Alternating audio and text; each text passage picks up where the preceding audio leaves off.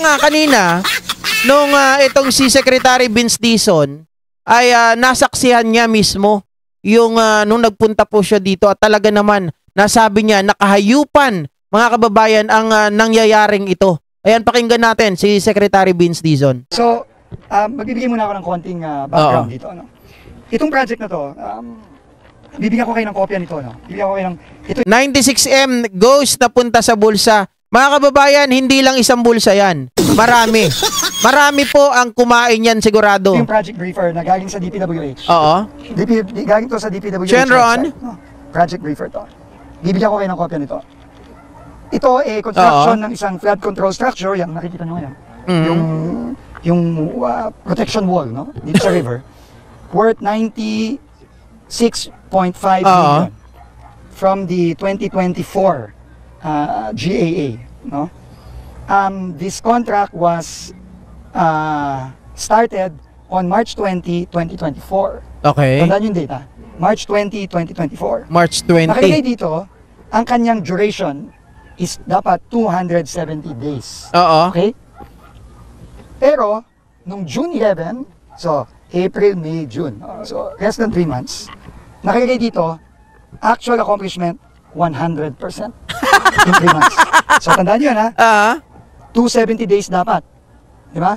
3 months, wala pang 3 buwan, nakalagay dito, 100% accomplished na siya. Ay, grabe mga kababayan. Di ba ang 3 months is 90 days? Isabi dito dapat makukomplete siya ng 270 days. Aba, ano yan mga kababayan? Ang tawag dyan, hindi lang pala ghost project. Matindi. Ito po ay the flush. Yung pag 270 days ay natapos nila within within 90 days mga ka-GP Natics. Yun nga lang, wala tayong makita. Date collected, meaning nabayaran si Wawaw Builders, contractor, si Wawaw. Wow. July 21, 2024. So, 1 month after. So, 2024. Okay. So, yun ang background. Okay, yun ang background. Okay. Tinanong ko si Cap Oscar Gabriel, ang kapitan natin dito. Kailan ba nagsimula ito? Itong ginagawa, yun nakikita nyo ngayon. Kasi obviously, bago pa nang gawa yan. Bago pa lang, bago pa lang. Ang sagot sa akin ni Cap, ang sagot sa akin mga kababayan natin doon, yung mga nakatira dito sa tabi. 3 weeks ago. So, mga kababayan, ibig sabihin lang nun, natatakot sila ngayon sa investigasyon na ginagawa ng Congress, mga kababayan, ng Senado, at nung ginawa ni PBBM. Bagong-bago eh. Marso pa dapat ito. 'Di ba? Pero ngayon lang ginagawa, 3 weeks ago. So, ito, ang tawag ko dito, patay na, pinipilit buhay. Oo, tama. Kasi nabayaran na siya eh. Oo. Last year. Sabi dito ng DPWH, 100% completed na ito last year.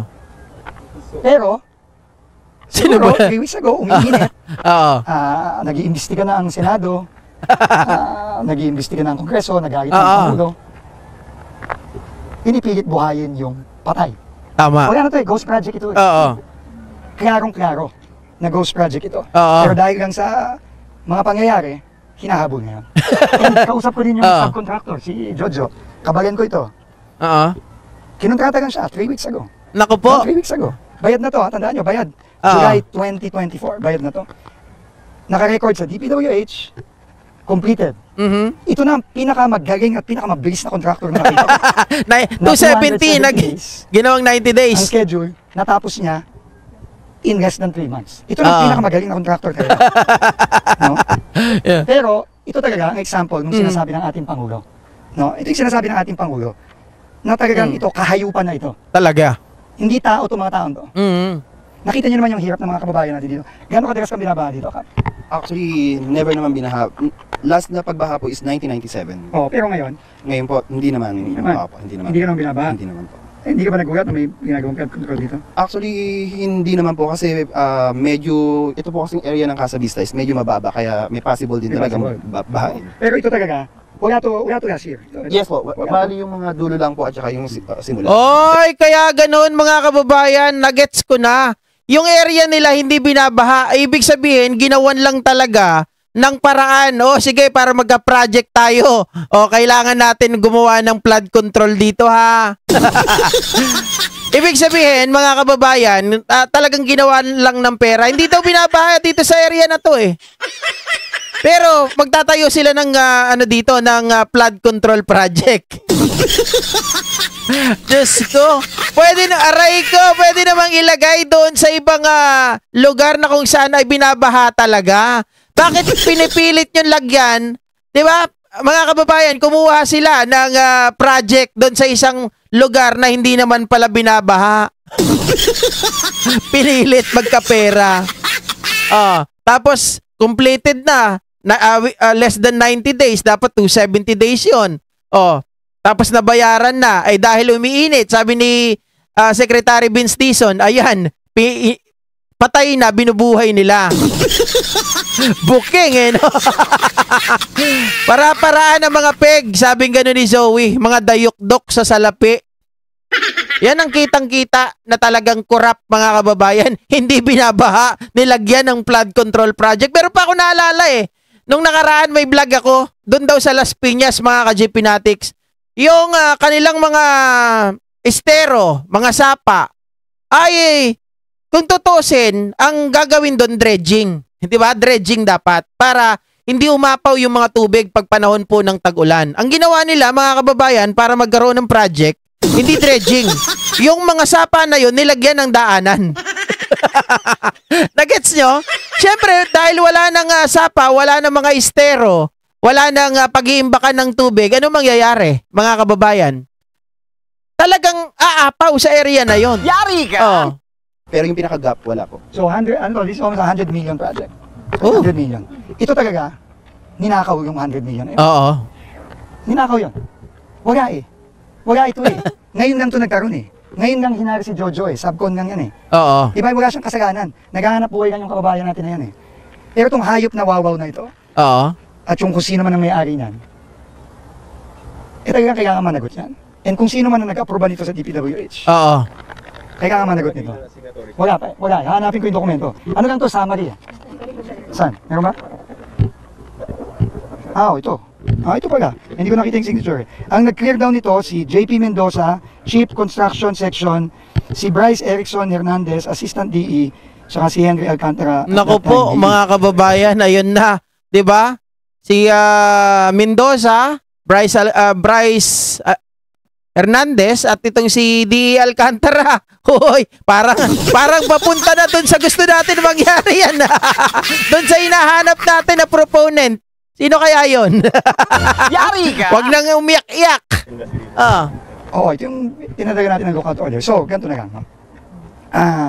Bago tayo mag-usap pa. Today, I'm going to announce, number 1, Henry Alcantara, effective today, is dismissed. Oy! Ayun. Suspended. Okay, he is now dismissed. I will call for a summary dismissal of Henry Alcantara. And next week, I will ask the DPWH legal to recommend filing charges, the appropriate charges against Henry Alcantara. Yon, tama yan. Obviously criminal to. Oo.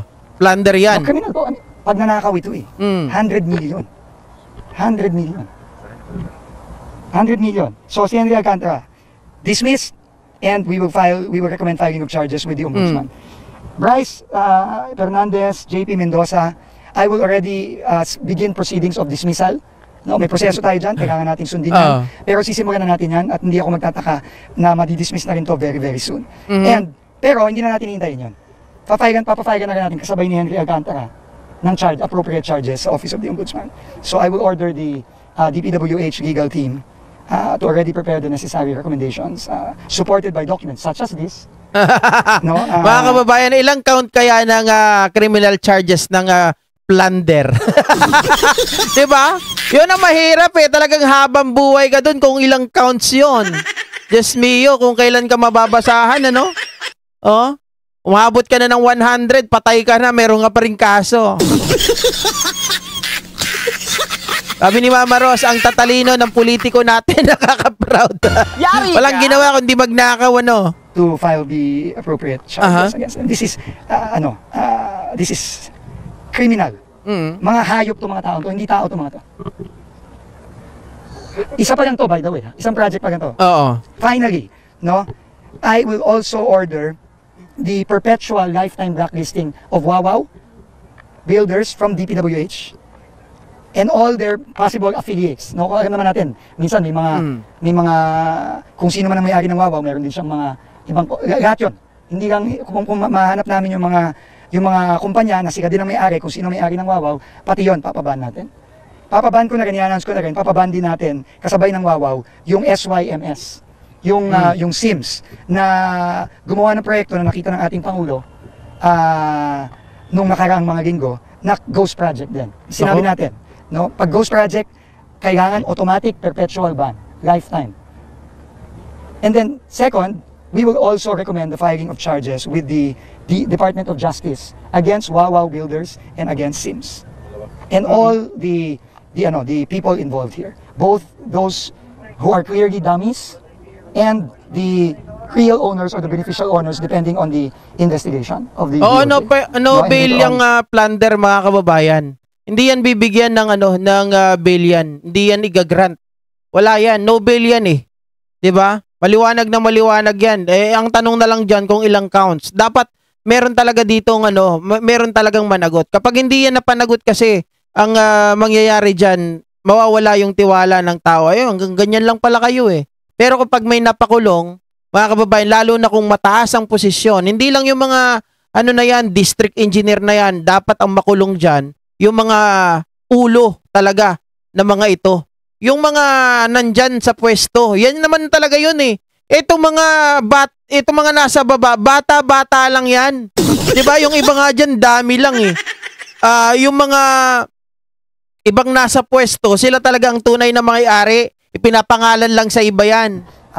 Maybe the independent commission to be formed by the President. But let me just end with this. No? The President has repeatedly said, and this was his clear marching orders to me, that we must not allow this to happen anymore. And to hold people who have done this to account. Hindi tayo papayag dito. Kawawa sila Cap Oscar, kawawa yung mga tao dito. Hindi nga alam ni Cap Oscar na may project pala dito eh. Nagulat ka lang, nabigyan ng ginagawa dito, di ba? Actually, naman po sila. Nag-courtesy call naman po sila. Kailan? 3 weeks ago. 3 weeks ago. 3 weeks ago nga, pero hindi mo alam na last year po to. Yes. Biglang ginawa no? Yung part, matagal na yan, kita mo naman eh. Ang tagal nang gawa ng mga yun eh. Pero ito, 3 weeks ago lang tong segment na ito. Ito yung 100 million. Ma'am Luz Biminda Reyes, ako? Tatawa na lang ako. Hindi kaya dami lang si Arevalo ni JIL?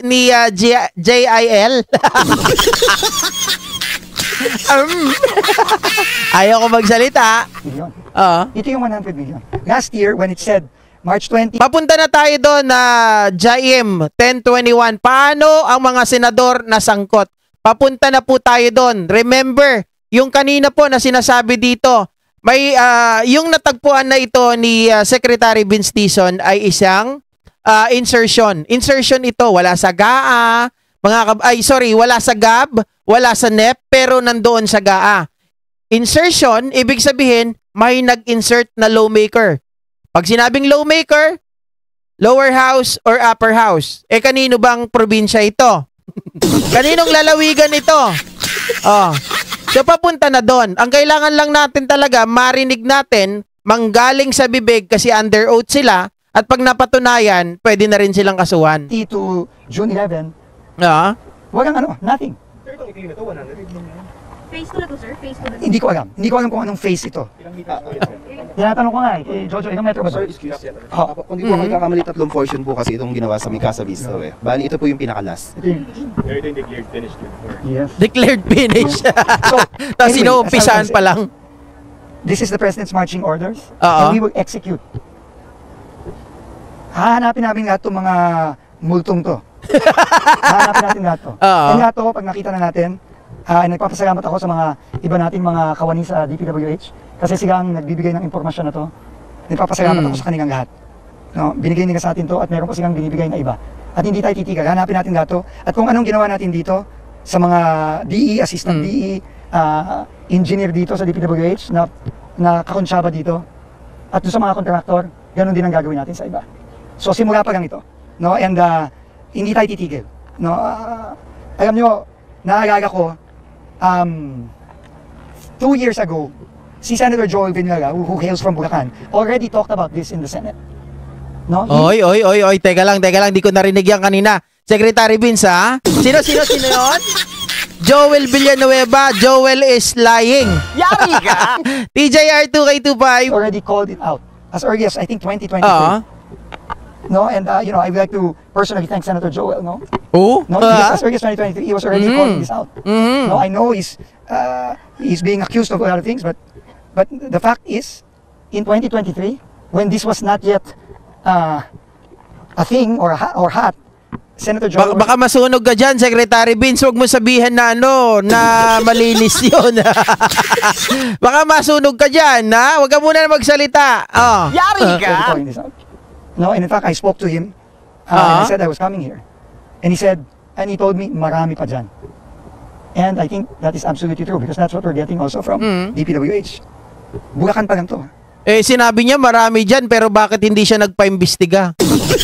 Bakit pinabayaan niya? Diba? Bakit tawag dito mga kababayan, inintay niya pa na magsalitang Pangulo? Bulacan pa lang to. Oo. So, ano talaga, nakakarindi itong ganito. No? I can just imagine how angry the president is. No? Kasi hindi tao yung gumawa nito, hayop. Mga hayop ang gumawa nito, hindi sila tao. Para gawin nila ito sa mga kababayan natin. And believe me, itong mga hayop na ito, makakukulong yan. Di ba arebalo po yun? Talaga po bang dami lang yun? Well, lahat tayo nanood ng Senate hearing, anong tingin nyo? So inaalam pa po yung talaga? Siyempre, kailangan agamin natin yon. Kasama yan sa investigasyon ng Ombudsman o ng DOJ at pagka nabuo na po yung Independent Commission na binubuo ng ating Pangulo, sila din ang mag-imbestiga. Ako sigurado dami yun, mga kababayan. Liaison officer lang yun eh. Tawag ko nga dyan noon, layas ng layas. Kasi ako dyan dati, di ba nung nagtatrabaho ako sa Malacanang, nagpapapirma ako, ganyan din trabaho ko eh, layas ng layas eh, puro papers ang hawak ko. Hindi naman ako, mga kababayan, nagmay-ari ng isang no ba? Hindi naman ako nagmay-ari ng isang korporasyon. Hindi naman ako nagmay-ari ng isang company agad-agad. Di ba? Pero ito, liaison officer, naging nagmamay-ari ng Wawaw Builders. Kung hindi kayo magtataka, paano nangyari yon? Ano to, nakapulot ng pera, mga kababayan, tapos kinabukasan, oy, invest ko to, may-ari na ako ng Wawaw. Siguro naman, kita-kita naman natin yung Senate Blue Ribbon. Hindi mo makasagot eh, kita-kita mo naman. So, kung ako kay Mr. Arevalo, ang advice... Ang bango ni Joel kay Vince, bakit? Mga kababayan, well, hindi natin pwedeng i-take yon, di ba? Pwedeng ito ay reverse psychology. Di ba? ko sa kanya, I should just turn myself in right now. Kaysa naman siya pa ang makulong dahil dito, mukhang hindi naman talaga siya. Tama. Like, are we seeing na marami sa Bulacan ang host spot? Yeah, Pangulo. Definitely. Oo. Madami. At kung kaya araw-arawin namin to. Sir, si Secretary, former Secretary, mentioned 15 na missing na update there, sir, kung... Yes, I got a briefing, but of course, kailangan nating tignan. Pero ito talaga, na-mention to ni Secretary Bonoan, na-mention din meron ding mga ibang nag-feed sa amin na hindi ko pwedeng pangalanan, kaya kami nagpunta ngayon. Kitang-kita naman natin. Tsaka, yung kapal ng mukha na babalik dito, tapos pipilit buhayin yung patay dito, di ba? Na magmamadali, tapos talagang brazen. Hahayupan talaga ng mga taon. Ito. Sir, yung July, all 96, yung nabayanan siya. Yeah. Well, Full. I will have to verify, but it looks like it. It looks like it. Sa sa quality ng gawa? Kumusta yun? Well, ngayon, in fairness, tinitignan ko yung quality, okay naman. Kaya, yung kabagan ko, marunong. Pero, obvious naman. Obvious naman to. Inahabol lang. Di ba? Obvious naman to. Pero alam mo, ang dami nito. All over. Kaya tingin ko tama talaga yung desisyon ng ating Pangulo kahapon na utusan ako, direktahan ako na repasuhin, rebisahin tong budget ng DPWH para sa 2026. Sa tama din yung direktiba niya sa akin na ihinto muna ang mga bidding na hindi pa tapos at yung mga natapos na at na-award na, talagang kailangan natin bantayan ng maigi. Kasi ano eh, sa tagal ko sa gobyerno, ngayon ako nakakita ng ganito eh. Dapat talaga, dapat bantayan natin o hindi lang ang mamamayan, 'di ba? Syempre pangunahan dapat ng secretary. Sabi ko nga gawain nila negligence, pagkukulang nila kapag may mga nakalusot pa na mga ganito. Dapat mga kababayan, hindi tayo sitting pretty, hindi tayo complacent, 'di ba? Maraming nawawala eh. Kababayan natin, hindi naman kayo ang nalulubog sa baha. Yung mga kababayan natin na kawawa. Oh, sabi nga ni Joel, papasok ng trabaho ay lulubog sa baha, uuwi ng bahay lulubog muna sa baha, pero hindi naman siya naawa. Oh, hanggang ganun lang. Ibang klase to, ibang level. Oo. Secretary, dito sa Bulacan, MacArthur Highway Malolos, Capital City, tatlong malaking proyekto ang... Well, sana hindi magaya, mga kababayan, positive naman ako dito sa bagay na to na hindi kagaya ng kay Digong. Kasi kay Digong, talagang wala po siyang ginawa na hakbang to investigate itong mga nangyayaring flood control projects or ghost projects despite the facts na siya po alam ni Digong na maraming mga ghost projects noong 2020, 'di ba? Ipinakita ni Claire Castro 'yon, pero wala po silang ginawa. Sabi ko nga 'di ba ang narrative ng mga DDS ngayon na marami naman silang mga sinuspinde na marami naman sinuspindi si Tatay Digong dati na mga kontraktor. Ganun na nga. Maraming sinuspindi. Pero ang lumalabas, mga kababayan, sinuspindi sa isa, yung iba pa, nakadalang mga korporasyon, ibang company pa, nakakasali pa sa bidding. So parang lumalabas na hanggang dyan lang ang kaya nyo makita. Hindi nyo nakikita yung ibang nasa paligid na ginugoyo lang tayo. Palabas lang for the show na napatigil nyo sila. Pero ang totoo, namamayagpag pa rin sila sa mga kontrata. Diba? Alatado mga kababayan na parang yun ay tawag dito, yun ay talagang dinesign para lokohin ng taong bayan. That parang gustong sabihin na nasawata nila yung mga kontraktor na ito at lahat ay kumbaga paparusahan nila, pero hindi nila nakikita yung mga nasa paligid. It seems like to me, mga kababayan, they are the one na talagang nag-design nun. Sige, palabas natin na sinuspindi namin kayo, na nakita namin na may pagkukulang kayo, na may mga mali kayo. Pero hindi pa rin kayo mawawala sa mga bidding dahil mayroon naman kayo mga iba pang kumpanya dyan na kayo rin ang nagmamay-ari. Diba? Grabe mga kababayan. Okay, so lipat naman tayo sa susunod at